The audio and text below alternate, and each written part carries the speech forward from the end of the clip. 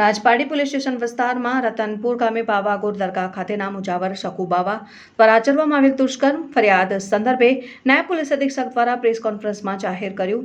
ફરિયાદી મહિલાની માતાના ઇલાજ માટે અવારનવાર બોલાવી રાત્રે રોકાણ કરાવી અનેકવાર દુષ્કર્મ આચર્યા હોવાની પોલીસ ફરિયાદ કરવામાં આવી।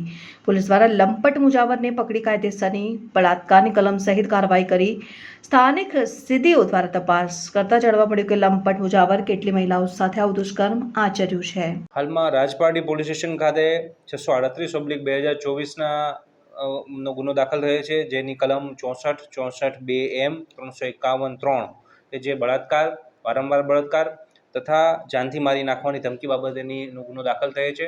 આ ગુનાની હકીકત એવી છે કે ભોગ બનનાર છે એ એમના બહેન તથા એમના મધર કે જે એમના મધરની માનસિક હાલત ખરાબ હોય, મગજની બીમારી હોય, કોઈના દ્વારા રેફરન્સ આપતા તેઓ આ જગ્યા જે છે રતનપુર બાવાગોર દરગાહ ઝઘડિયા પાસે જે આવે છે ભરૂચ જિલ્લાની, ત્યાં આગળ સારવાર માટે આવેલા।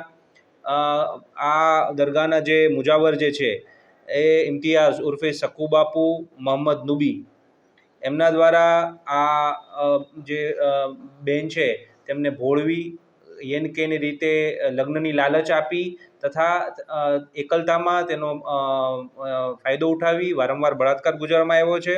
ત્યારબાદ આ વાત કોઈ પણને કરશે તો જાનથી મારી નાખવાની ધમકી બાબતેની ઘટના બાબતે ગુનો દાખલ કરવામાં આવ્યો છે, જેમાં પોલીસે તાત્કાલિક ગુનો દાખલ કરી અને આરોપીને અટક કરેલ છે અને આ બાબતની પોલીસની આગળની તપાસ ચાલુમાં છે।